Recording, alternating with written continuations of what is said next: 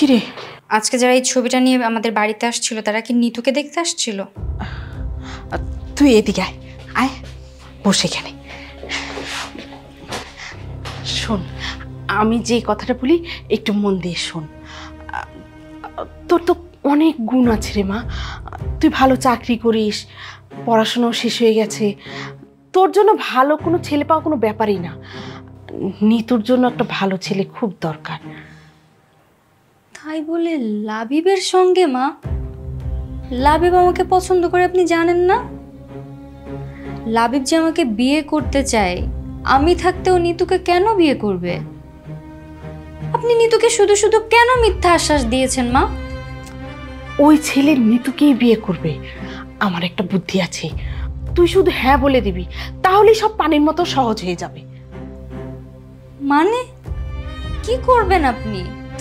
আর যা করার আমি করব, আর ওই ছেলের সাথে আমি সব কথা বলবো, তোর কিছু বলতে হবে না, তুই শুধু হ্যাঁ বলে দিবি। মারে, তুই তুই একটু নিতুর জন্য আমার এইটুকু উপকার একটু করে দে না মা।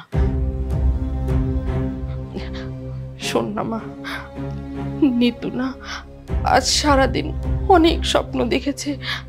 এখন যদি শুনে এই ছেলের সাথে আর বিয়ে হবে না, তাহলে ওর স্বপ্নটা ভেঙে যাবে মা। তাহলে দেখবে ও সত্যি সত্যি সুইসাইড করবে।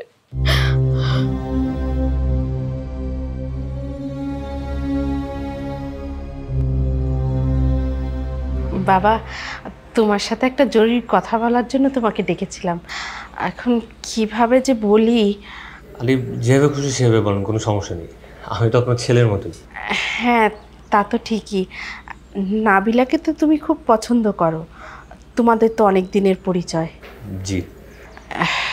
এখন নাবিলা তোমাকে বলেছে কিনা, ও মনে হয় তোমাকে কিছু বলেনি।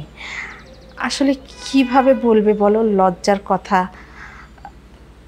নাবিলার অতীতের একটা খারাপ ঘটনা আছে। মানে? না না, তেমন কিছু না। ওই বছর তিনেক আগে আর কি একটা ছেলের সাথে ওর একটু অবৈধ সম্পর্ক ছিল।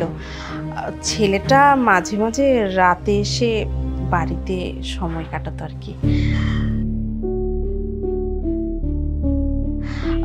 মানে ব্যাপারটা হয়েছে কি, আসলে আমরাও না প্রথমে বিশ্বাস করিনি, কিন্তু পরে যখন হাতে নাতে ধরা পড়লো, তখন তো ও কি করবে বলো, সব কিছুই তখন স্বীকার করে।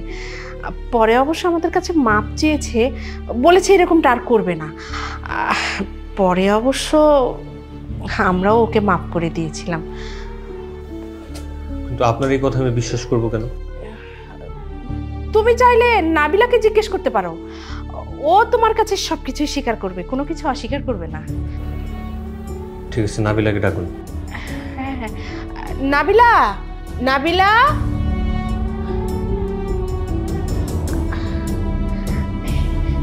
এই তো, আয় মা আয়।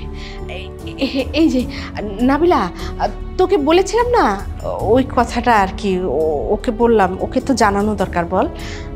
আন্টি যা বলেছে তা কি সত্যি?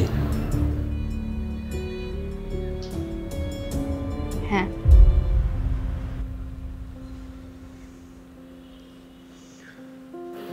তার মানে তুমি বাইরে থেকে লোক এনে তার সাথে? ছি।